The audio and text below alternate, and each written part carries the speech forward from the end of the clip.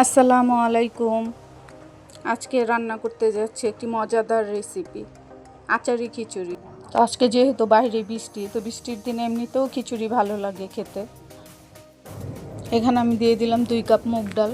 মুগ ডালটা বাদামি কালার করে ভেজে তারপর দিয়ে দিব 1 কাপ মসুর ডাল। মসুর ডালটা হালকা করে ভেজে নিব।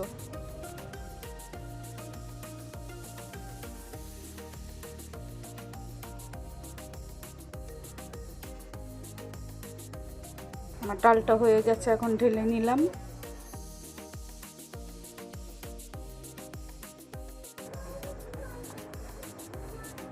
তারপর এটাকে ভালো করে ধুয়ে নিলাম। আমার ডালটা ভালোভাবে ধোয়া শেষ। 1 কেজি চিনি গুঁড়া চাল নিয়ে নিলাম। চালটা এখন ভিজিয়ে রেস্টে রেখে দিব। তারপর হাঁড়িটা চুলায় বসিয়ে নিব।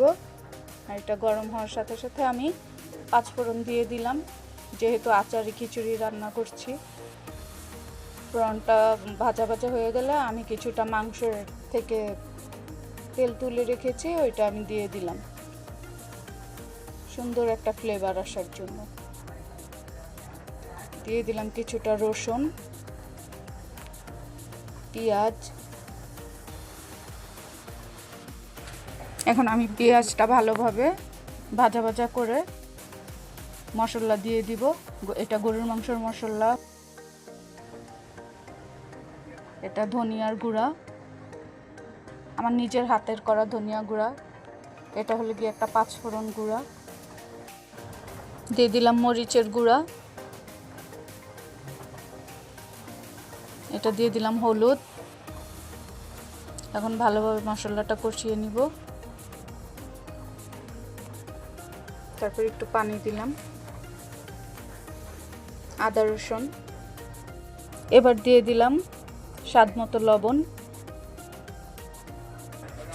মশলাটা কষাচ্ছি ভালোভাবে। মশলাটা কষানো হয়ে গেলে চাল ভিজিয়ে রেখেছিলাম, চালটা দিয়ে দিব।